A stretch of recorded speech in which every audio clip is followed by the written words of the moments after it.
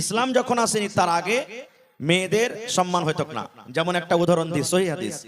আল্লাহর নবী মুহাম্মদ সাল্লাল্লাহু আলাইহি সাল্লাম, আমাদের শেষ নবীর নাম কি? মুহাম্মদ সাল্লাল্লাহু আলাইহি সাল্লাম। একজন সাহাবী এসে বলছেন, ইয়া রাসূলুল্লাহ, ইহুদি যারা নবীকে মানে না, ইহুদিরা যখন ওদের স্ত্রীর হাইজ হয়তো, মাসিক হয়তো, তখন ওরা কি করে? নিজের স্ত্রীর কাছ থেকে আলাদা থাকে।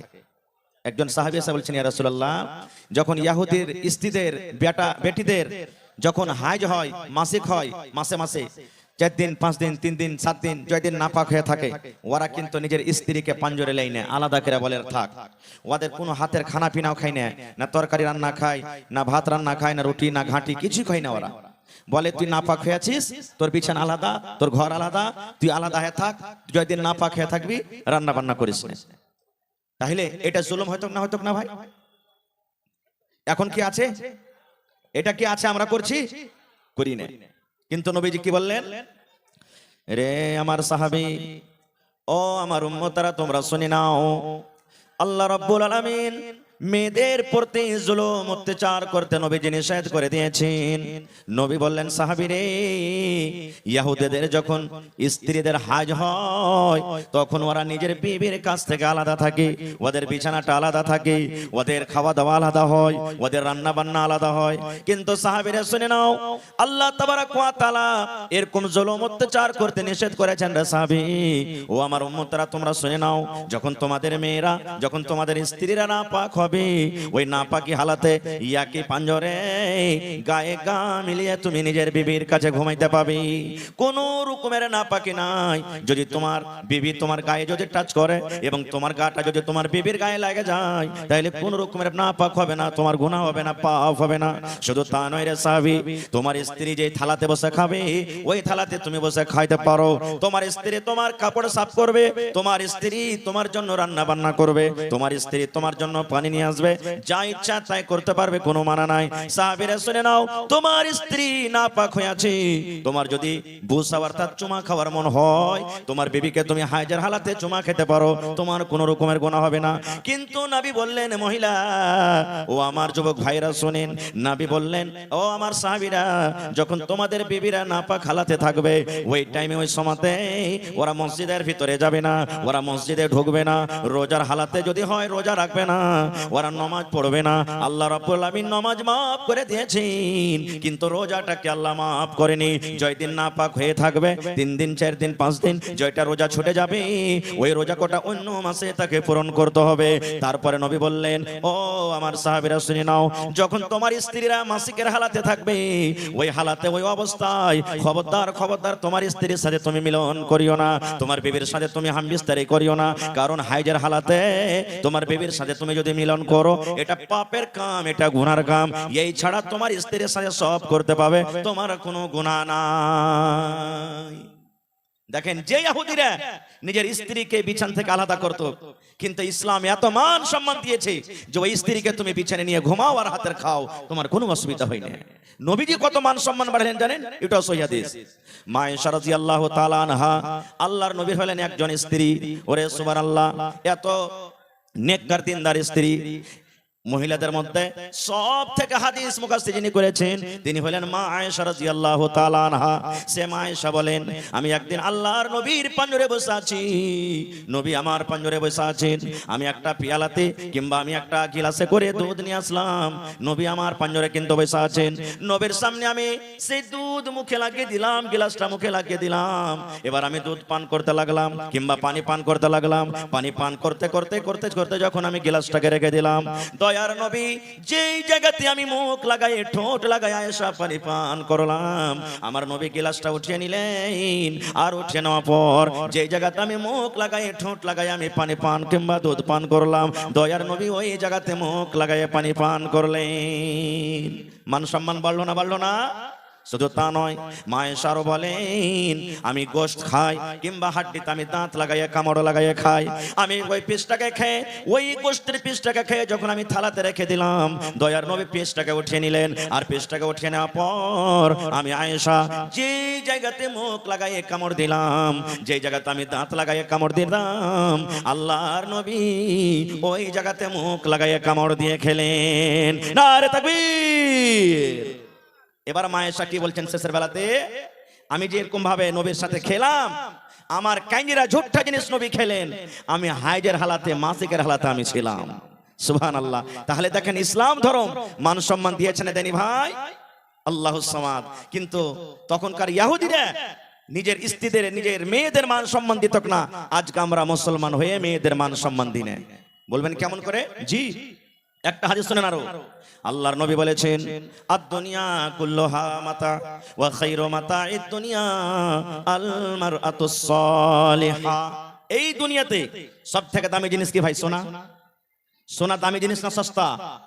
একটু কথা বলেন। দামি জিনিস। চাঁদি, হীরা, মতি, মুক্তা এগুলো দামি জিনিস না সস্তা? ওরে সুবহানাল্লাহ। কিন্তু দয়ার নবীর হাদিস শুনেন, আল্লাহর নবী 1400 1450 বছর আগে এলান করে দিয়েছেন, ও দুনিয়ার মানুষ তোমরা শুনে নাও, সোনা একটা দামি জিনিস, চাঁদি একটা দামি জিনিস। ও আমার সাহাবীরা শুনে নাও, সোনা, হীরা, মতি, মুক্তা যত দুনিয়াতে দামি দামি জিনিস আছে, আল্লাহর নবী বলেছেন সমস্ত দামি জিনিসকে এক সাইডে একদিকে তুমি রেখে দাও, আর যত দুনিয়ার দামি জিনিস আছে এক সাইডে রেখে দাও। সমস্ত দামি জিনিস থেকে হলো সব থেকে বেশি দামি যেটার ব্যাপারে রাসূল বলেছেন আল মারআতুস সালিহা, একটা নেককার নারী, একটা নেককার দিনদার মেয়ে। কারণ সোনা তার আগে ফেল হয়ে যাবে, চাঁদি তার আগে ফেল হয়ে যাবে, হীরা মণি মুক্তা তার আগে ফেল হয়ে যাবে। একটা দিনদার নেককার নারীর আল্লাহ রাব্বুল আলামিনের কাছে যত দাম, একটা দিনদার মেয়ে ছেলের আল্লাহর কাছে যত মার্তাবা, দুনিয়ার সোনা চাঁদির অত মার্তাবা হইতে পারে না।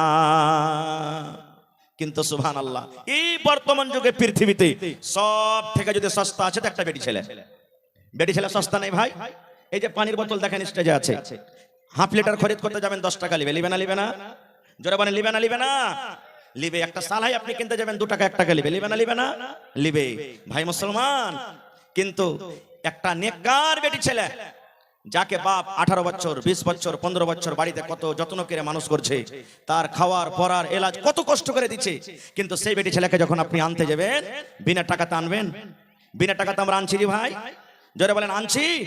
বিনা টাকা তাই না, আগে টাকা লিছি, টাকা লিছি, আর লেওয়ার পরও কি করছি আপনার এলাকাতে আছে কিনা আল্লাহ জানে। এই আছে না আল্লাহুস সামাদ, সাথে সাথে আরো কি ভুল করছি আমি ফতোয়া দিতে আসি না ভাই, কিন্তু ইশারাতে একটা কথা বলছি। আচ্ছা বলেন তো, আপনাদের এলাকাতে ধরেন কোন বেটি ছেলের বিয়ে হইলো, 2 লাখ টাকা 2 লাখ টাকা লাগবে, ফয়সালা হয়ে গেল, 2 লাখ টাকা দিয়ে দিল, এবার 10,000 15,000 টাকা মোহর ধার্য হলো, মোহরটা লাগবে তাকে, তো পকেট থেকে তো আমরা সবাই দিই না। কত ভাইকে দেখছি যে হাজি বিহাই 15,000 টাকা তো মোহর লাগবে, তুমি আমাকে 2 লাখ টাকা দিবি করবে, তো 15,000 টাকা কেটে তুই আমাকে টাকাটা দিও, 15,000 টাকার মোহর হয়ে গেল। এরকম হলো? এরকম হয় না নাকি? হয়েছে। আচ্ছা আজকে বলেন তো, আজকে জালসাটা কিসের? মসজিদের জালসা। জালসাটা কিসের ভাই?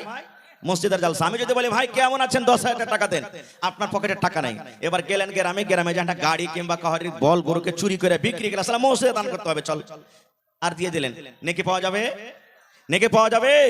পাওয়া যাবে না। খুব তো ওইখানে যে গুন্ডাগার্দি হয়ে গেল রে ভাই, ওখানে চুরি হয়ে গেল। এক তো জাহেজ পণ লেওয়াটা হারাম, শরীয়তের নিগাতে হারাম, হারাম। আর ওই হারামে টাকা দিয়ে একটা জায়েজ জিনিসকে, যেটা শরীয়তে বিহাতে মেন জিনিস হলো মোহর, যাকে আদায় করতে আল্লাহ রাসূল বলেছেন, সেই মোহরটা আমরা দিয়ে স্ত্রীকে হালাল করব, সেটাও তো আমরা হারামে টাকা দিলাম। তো ভাই আমার মেয়েদের মান সম্মান কোথায় আমরা রাখলাম? মানটা রাখলাম আমরা কি? মান রাখলাম না আমরা। ভাই রে আমার টাইম খুব শর্ট, আর একটা হাদিস আপনাদের সামনে রাখি ভাই মুসলমান। আজ থেকে নিয়ে 1400 1450 বছর আগে মক্কার লোকেরা, মক্কা নগরে কেউ কেউ, সবাই নাই, সব মানুষ খারাপ নয়, কোন মানুষ কি করতো, নিজের বেটিকে, জিন্দা বেটিকে দফন করতো। জিন্দা বেটিকে মাটিতে দফন করতো, পুঁতে দিত, জীবিত বেটিকে দফন করতো। কেমন করে? ইমাম বাগাবী রাহমাতুল্লাহ আলাইহি বলেন যে আল্লাহ তাবারাক ওয়া তাআলা কোরআনে বলছেন, ওয়া ইযা বুশিরা আহাদুহুম বিল উনসা যাল্লা ওয়াজহুহু মুসওয়াদ্দান ওয়া হুয়া কাযীম। ওরে সুবহানাল্লাহ, যখন মক্কা নগরে, ওই মক্কার জমিনে যখন তারা খবর পেত, ওরে আল্লাহ কি খবর, যে তার বাড়িতে মেয়ে জন্মগ্রহণ হয়েছে, বেটি জন্মগ্রহণ হয়েছে, ওই বাবা শরমের কারণে, লজ্জার কারণে গ্রামের ভিতরে হাঁটতে পারত না, দোষ বন্ধুর সামনে বসতে পারত না, গ্রামে হাঁটতে পারত না। আল্লাহকে আমাকে শ্বশুর বলবে, কাকে আমি জামাই বলবো। আল্লাহ এরকম ভাবে লোকেরা আর দিত, গ্রাম দিয়ে যদি লোকটা হেঁটে যেত, মানুষেরা দেখিয়া দেখিয়া বলতো, দেখ রে দেখ, এটা হলো বেটির বাপ, এটা হলো মেয়ের বাপ, এটা কন্যার বাপ, হেঁটে যায়, এরকম ভাবে লোকেরা তানা দিয়ে কথা বলতো। এবারে একটা ছোট ছেলে কাঁদছে, কার ছেলে হারিয়ে গেছে এটা লিয়া আছে, একটু দেখাও, পর্দাতে দেখাও, এই ছেলেটাকে লিয়ে যাও। एक बच्चा गायब हो गया है, किसी के गोद में रो रहा है, बच्चा है कि बच्ची है? बच्ची है, चूरी है, हाथ में ले जाइए। এইবারে বাপ কি করতেন? আল্লাহুস সামাদ। যখন মেয়েটার বয়স 4 বছর 5 বছর 7 বছর যখন হয়তো, স্ত্রীকে কিন্তু জানাইতো না। একটা কোদাল নিয়ে মাঠে জঙ্গলে চলে যেত, আর মাঠে যাওয়ার পর একটা গর্ত করতো, কবর খুঁড়তো, খাল করতো, খাল করে বাড়ি চলে এলো। বিবি কিন্তু জানে না। এবার বিবি কাইসা বলতো কি, রে হালেমার মা, ও জামিলার মা, জায়েদার মা, সাফিয়ার মা, শুনে নাও, আমার মেয়ে 5 বছর 7 বছর বয়সে ছেড়ে বিবি জীবনে কোনোদিন কাঠিয়ারের বাজার দেখতে পাইনি, শ্যামাপুরের বাজার কেমন হয় দেখতে পাইনি, আমার মেয়েটা জীবনে কোনোদিন মেলা কেমন হয়, চক কেমন হয় দেখতে পাইনি। আমার মেয়েকে সুন্দর করে তুমি সাজাইয়া দাও, তাকে তেল কজল দিয়ে গোসল পানি করে নতুন জামা পরাইয়া দাও। আমার জামিলাকে, আমার হাফসাকে আমি মেলা ঘুরতে নিয়ে যাব। আহ, মার কলেজা কিন্তু বড় হয়ে যেত। আরে আমার স্বামীর মনে হয় আমার বেটির উপরে দয়াময় হয়ে গেছে, আর তাকে কিচ্ছু বলবে না। কিন্তু ওরে সুবহানাল্লাহ, মা তো জানে না কোন মেলা তাকে নিয়ে যাবে, মা তো বুঝে না, মা জানে না কোন মেলাতে কোন বাজারে নিয়ে যাবে। স্বামীর কথা শুনে সুন্দর করে মেয়েকে সাজিয়ে খুঁজিয়ে গোসল দিয়ে তেল কাজল দিয়ে নতুন কাপড় দিয়ে আব্বার হাতে তুলে দিতেন। আব্বা মেয়ের হাত কাঁধরে টানতে টানতে টানতে ওরে আল্লাহ কোথায় নিয়ে যেত? ওই মেলাতে নয়, ওই বাজারে নয়, ওই জঙ্গলের ভেতরে যেই জায়গাতে গর্ত করে এসেছে ওই গর্তের পাঞ্জরে নিয়ে যেত। গর্তের পাঞ্জরে নিয়ে যাওয়ার পর মেয়েকে বলতো, বেটি রে এই গর্তটা দেখতো রে মা, এই খালটা দেখতো রে মা, কত বড় খাল। ওরে সুবহানাল্লাহ, ইমাম বাগাবী রাহমাতুল্লাহ আলাইহি বলেন, ওরে আল্লাহ, ওই অবুঝ মাসুম মেয়ে জানে না আমার আব্বা জান কেন আমাকে গর্ত দেখতে বলছে। এরকম করে মাথা বাড়ায় মুখ বাড়ায় যখন গর্ত দেখতে যায়, পেছন থেকে আব্বা জান তাকে ধাক্কা দিয়ে গর্ততে ফেলে দেয়। যখন গর্ততে পড়ে যায়, আব্বা বা বলতেন, বেটি রে জীবনের মতো তুমি আমাকে আব্বা বলে নাও, আজকের পর থেকে আর আব্বা বলে ডাকবে না, কারণ তোমার শেষ টাইম, শেষ সময়। মাকে যদি বলার থাকে মা মা মা মা বলে তুমি ডেকে নাও, দুনিয়ার যা দেখার আছে দেখে নাও, আজকের পর থেকে আর তুমি আমাকে দেখতে পাবে না, তোমাকে আমি দেখতে পাবো না, তুমি শেষ টাইম, শেষ সময়, এখন তোমার বাবারে যা দুনিয়াতে দেখার আছে তুমি দেখে নাও। ওরে সুবহানাল্লাহ। এবার মেয়ে গর্ততে পড়ে পড়ে কান্তকার বলতো, আব্বা জান কি আমি অপরাধ করেছি আব্বা গো, কেন আপনি আপনাকে গর্ততে ফেলে দিলেন, কেন আপনি আমাকে এরকম কথা বলছেন, জীবনের মতন শেষ দেখা। আব্বা বলতো, মারে যেদিন থেকে তুই জন্ম হয়েছিস রে মা, সেদিন থেকে আমি গ্রামে আর হাঁটতে পারি না, লজ্জার কারণে গ্রামের সামনে আমি হাঁটতে পারি না, লজ্জার কারণে আমি গ্রামে মুখ দেখাতে পারি না, এই জন্য রে মা তোকে আজকে দফন করে আমি বাড়িতে চলে যাব। কিন্তু ওরে সুবহানাল্লাহ, মেয়ে বলতো, কারণ আব্বা গো তুমি আমাকে মারিও না, তুমি আমাকে দফন করিও না, আজকের পর থেকে তোমাকে আর আব্বা আব্বা বলে ডাকবো না, মাকে মা মা মা বলে আমি আর ডাকবো না, আমার দুই চোখ যেদিকে যাবে আমি চলে যাব, কিন্তু তুমি দয়া করে গর্ত থেকে আমাকে উঠাইয়া নাও। তার কথা শোনা হতো না, ওই মক্কা নগরে ওই বাপ একটা মেয়ের কথা শুনতো না, ওই মেয়েকে উপর থেকে মাটি চাপিয়ে জিন্দা জীবিত তাকে দফন করে বাড়িতে আসতো। কিন্তু নবীজি কত তার মান সম্মান বাড়িয়ে দিলেন, মেয়েদের মান সম্মান কত নবী বাড়িয়ে দিলেন, মেয়েদের ফজিলত কত দিয়ে দিলেন। আল্লাহর নবী বললেন, ও বেটির বাবা, ও মেয়ের বাবা, তোমরা শুনে নাও, আল্লাহ রাব্বুল আলামিন তাকে 2খানা মেয়ে দিয়ে আজমাইশ করেছেন, আল্লাহ রাব্বুল আলামিন 2খানা বেটি দিয়ে যাকে পরীক্ষা করেছেন।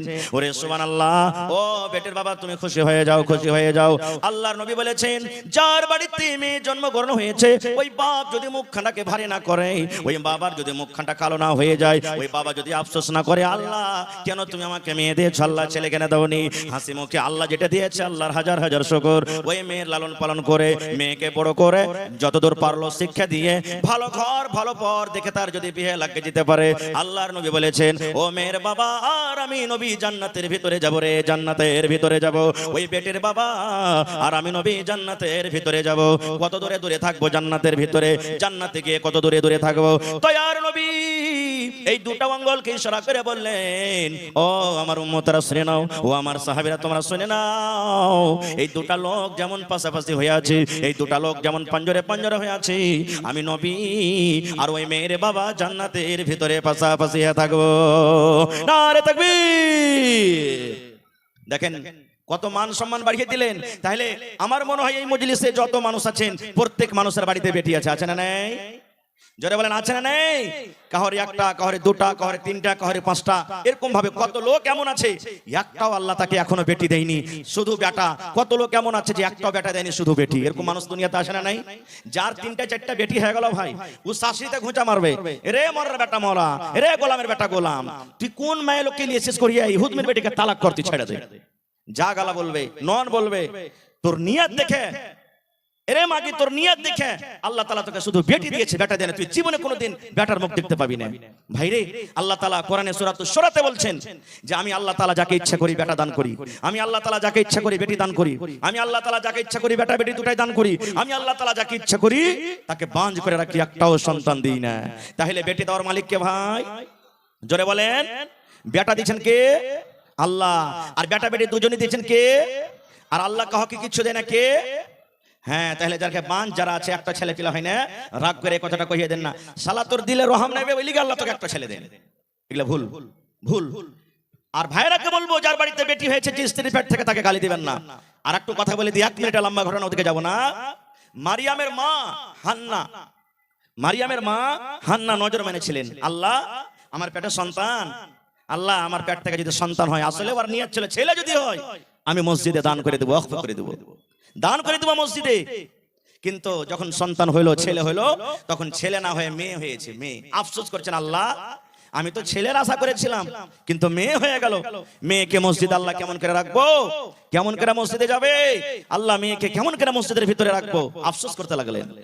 আল্লাহ রাব্বুল আলামিন তখন বলছেন, ও হান্না তুমি শোনো রে, ও হান্না তুমি শুনে নাও, তোমার মেয়ে হয়েছে, তুমি চিন্তা করিও না, আফসোস করিও না হান্না রে, তুমি চিন্তা করিও না, কারণ এটার নাম তুমি রাখো মারিয়াম, তোমার পেটের নাম তুমি রাখো মারিয়াম। তোমার এই মারিয়াম দুর্গাপুরে যে মারিয়াম আছে ওই মারিয়ামের মতন নয়, কাঠিয়ারে যে মারিয়াম আছে মারিয়ামের মতন নয় রে, পূর্ণিয়া জেলাতে যে মারিয়াম আছে মারিয়ামের মতন নয়, তোমার এই মেয়ে মারিয়াম হলো আলাদা। তাহলে আমি বলার উদ্দেশ্য হলো এই যে যদি মানুষের হাতে যদি থাকতো যে আল্লাহ বেটা দাও, তো মারিয়াম না হয়ে মারিয়ামের জায়গাতে মারিয়ামের ভাই হতো, হতক না ভাই? জোরে বলেন, হতক না? এবার আর একটা বুখারী শরীফের হাদিস বলে দিয়ে আমি দিয়ে তখন আমি লাইনটাকে কেটে দেব, যে আল্লাহর নবী নিজের বেটিকে কত ভালোবাসতেন। নবীজির ছেলেরা ছোটতেই মারা গেছেন, বড় হয়নি, ছোটতেই মারা গেছেন। এবার নবীজির মেয়ে হলো 4টা, কয়টা? জোরে বলেন, 4 জন মেয়ে। আর মক্কার লোকেরা নবীকে আফতার বলতেন, ইন্না আতাইনা কাল কাউসার ফাসাল্লি লিরাব্বিকা ওয়ানহার ইন্না শানিয়াকা, কি আছে? হ্যাঁ, মক্কার লোকেরা নবীকে আফতার, আফতার মানে কি? হ্যাঁ দেখ ইয়ার বেটা গেল তো দুনিয়াতে চলে গেল, ইয়ার জ্বর কেটে গেল, আর আগালে কিছু করতে পারবে না, মানে কি আর বুনিয়াদ সাফ, এখান থেকে জ্বর সাফ, ইয়ার নাম লেনাওয়ালা দুনিয়াতে কেউ হবে না, কেউ নাম লেনাওয়ালা হবে না, কারণ এর বেটারা সব সাফ হয়ে গেল। কিন্তু আল্লাহ তাআলা বললেন ইন্না শানিয়াকা হুয়াল আফতার, নবীজিকে সন্তুষ্ট দিলেন আল্লাহ তাবারক তাআলা। আমি ওদিকে যাব না। নবীজির বেঁচে থাকা কালে 3 জন বেটি মারা গেছেন। শেষ বেটি নবীজির মৃত্যুর পর মারা গেলেন, ছোট বেটির নাম হলো ফাতেমা রাদিয়াল্লাহু তাআলা আনহা। নবীজির শেষ টাইম, শেষ সময় সাহাবায়ে কেরাম বসে আছেন আঞ্জরে পাঞ্জরে, নবীজির বিবিরা বসে আছেন, এরকম টাইমে নবীজি বলছেন আমার মা কই, মানে মা মানে কি, আমার বেটি কই, কই আমার ফাতেমা, আমার কলেজার টুকরা কই, আমি তার সাথে কথা বলবো। ফাতেমাকে খবর হলো, ও ফাতেমা তোমার আব্বাজান জানি না কি কারণে তোমাকে ডাক দিয়েছি, তোমার আব্বাজান অসুখ হয়ে আছে, বেমারি হালাতে আছে। আব্বার কথা শুনি ফাতেমা রাদিয়াল্লাহু তাআলা আনহা তাড়াহুড়া করে আব্বার কাছে এলেন। এবার ফাতেমা দেখছেন সুবহানাল্লাহ সাহাবায়ে কেরামের দল বসে আছেন, ফাতেমা দেখছেন আমার মায়েরা সব গোল হয়ে হয়ে বসে আছেন। এরকম টাইমে নবীজি বেটিকে ইশারা করে বলছেন, বেটি রে একটা কথা বলবো রে মা, তোকে রে মা, ও আমার বেটি ফাতেমা একটা ছোট্ট করে তোমাকে কথা বলবো, যেন আমার কথাটা আমার সাহাবীরা যেন শুনতে না পায়, আমার কথা যেন আমার বিবিরা না শুনতে পায়। ও মা তোমাকে আমি ছোট্ট করে একটা কথা বলবো, তোমার কানটা আমার মুখের কাছে লাগাইয়া দাও। ফাতেমা এসো মা, তোমার কানটা আমার মুখের কাছে লাগাও। এবারে মা ফাতেমা রাদিয়াল্লাহু তাআলা আনহা এবার নিজের কানটাকে আব্বার মুখে লাগিয়ে দিলেন। দয়ার নবী ছোট্ট করে আস্তে আস্তে করে কোন এমন কথা বললেন, কথা বলতে না বলতে সুবহানাল্লাহ মা ফাতেমার চোখ দিয়ে ঝরঝর ঝরঝর ঝরঝর করে পানি ঝরতে লাগলো। মা ফাতেমা কাঁদতে লাগলেন, আহারে আমার দয়ার নবী বেটির চোখের পানি সহ্য না করতে পেরে, নিজের বেটিকে কান্না দেখতে না পেরে এবার নবীজি আবার বলছেন, মা তুমি কেঁদো না বেটি রে, তুমি কেঁদো না, তোমার কানটা আর একবার আমার মুখের কাছে লাগাইয়া দাও। এইবারে দ্বিতীয়বার মা ফাতেমা রাদিয়াল্লাহু তাআলা আনহা নিজের কানটাকে আব্বার মুখের কাছে লাগিয়ে দিলেন। এইবারে নবীজি আস্তে আস্তে করে কোন এমন কথা বললেন, যেই বেটি কাঁদছিল, যে বেটির চোখ দিয়ে ঝরঝর ঝরঝর ঝরঝর করে পানি ঝরঝর, ওই কান্না বেটি এইবারে আব্বার কথা শুনে তার মুখে কিন্তু হাসি ফুটে গেল, হাসতে লাগলেন। শেষ কথা, নবীজি দুনিয়া থেকে চলে গেলেন। কিছুদিন পর আবার নবীজি বেড়াতে এসেছেন আব্বার বাড়ি, মানে মা আয়েশা রাদিয়াল্লাহু তাআলা আনহা বেঁচে আছেন। এবার মা আয়েশা হলেন কে? ফাতেমার সতার মা। এবার তখন বলছেন, বেটি একটা কথা তোমাকে জিজ্ঞাসা করবো মা, বলবে কি? মা আয়েশা বলছেন, ফাতেমা রাদিয়াল্লাহু তাআলা আনহা বলছেন, কি আম্মু? বলছে, বেটি রে, কি এমন কথা যে কথাটা নবীজি আমাদেরকে জানাননি, আমরা তার স্ত্রী, আমাদেরকে না বলে, সাহাবায়ে কেরামকে না বলে, তোমাকে কানে আস্তে করে লক করে তোমার কানে কানে নবী বলেছিলেন। প্রথম কথাতে তুমি কাঁদেছিলে, আর দ্বিতীয় কথা তুমি হাসেছিলে, মা একটু জানাবে নাকি? এইবারে মা ফাতেমা বললেন, হ্যাঁ মা জানিয়ে দেব, আমার আব্বা জান কিন্তু এখন দুনিয়াতে নাই, আমি বলে দেব। বলছে, মা গো, আমার আব্বা জান যখন আমার কানে কানে প্রথম কথা বলেছিলেন, আমি কেঁদেছিলাম।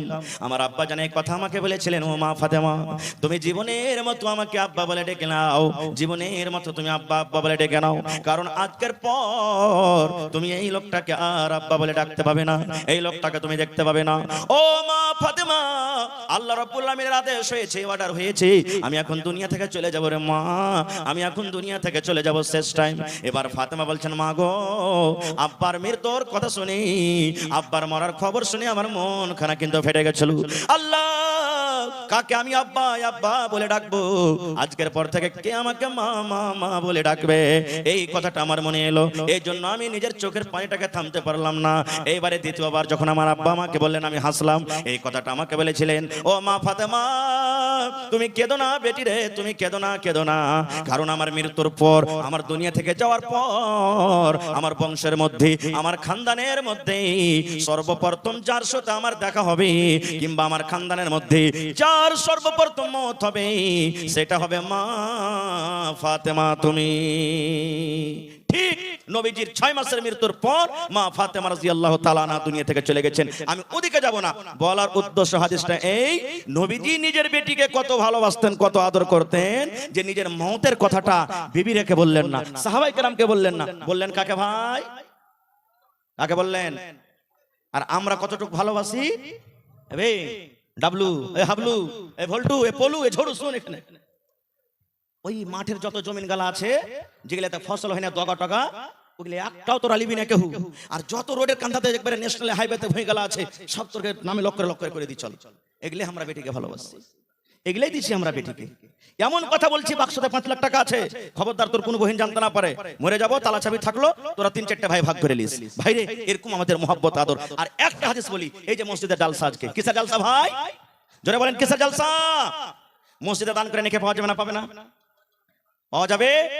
বুখারী শরীফ হাদিস, আল্লাহর নবীর জামানাতে মসজিদে নববীতে একটা মহিলা ঝাড়ু দিত। होटल में खाना सस्ता कर दिया गया है, 100 रुपया प्लेट था, 60 रुपया कर दिया गया है।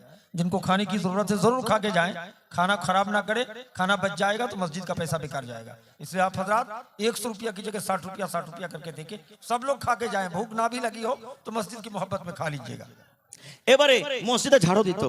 এখন বর্তমান জমানাতে আমি একটা মৌলভী সাহেব মানুষ, আমি একটা হাজী সাহেব মানুষ, আমি একটা নেতা মানুষ, হ্যাঁ, মসজিদে ঝাড় দেব। আচ্ছা বলেন, আমরা যতই বড় হয়, সাহাবীর থেকে বড় হইতে পারবো? জোরে বলেন, পারবো?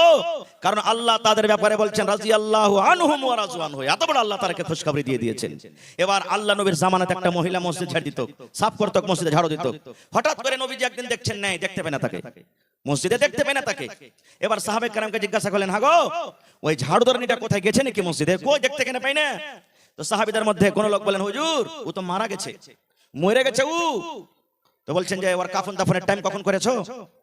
বলছে যে হুজুর ওকে তো রাতের বেলাতে আমরা দফন করে দিয়েছি। আল্লাহ রাসূল বললেন যে আমাকে যে খবর করনি তোমরা? বলছে সামান্য একটা মসজিদের ঝাড়ুদার নেই, মসজিদে ঝাড় দিত, ছোটখাটো কাম করত। যেমন এই বর্তমান যুগে ইমামের আমরা ভ্যালু দিনে, যেমন এই বর্তমান যুগে কখন ফেলে দিব? যখন খালি বিহা পড়ার টাইম লাগে, মৌলবীর কাছে ডাক, তারপরে সব সময় ওকে আমরা কোনো আহমিয়ত দিই না। এবারে নবী বললেন যে তোমরা যে ওকে দাফন করলে তা আমাকে কেন জানাওনি? বলছে হুজুর ও সামান্য একটা মসজিদের ঝাড়ুদার নেই, মসজিদে ঝাড় দিত, ছোটখাটো কাম করত, তা আপনাকে কি কষ্ট দিব? আমি রাইতে করে দিয়েছি। ওরে সুবহানাল্লাহ। যখন কথাটা শুনলেন আল্লাহর নবী রেগে গেলেন। রেগে যাওয়ার পর বলে চলো কোথাও একটা মাটি দিয়েছো আমাকে দেখাও, কবরটা দেখাও কোথায় মাটি দিয়েছো। ওরে সুবহানাল্লাহ, জীবনের প্রথমবার নবীজি ওই লাশটাকে কবরটাকে সামনে করে জানাজার নামাজ পড়লেন। এই হাদিসটা থেকে আমরা কি বুঝতে পারলাম? নবীজি একটা মসজিদের ঝাড়ুদারনির মান সম্মান কত বাড়িয়ে দিলেন। এবার আপনাকে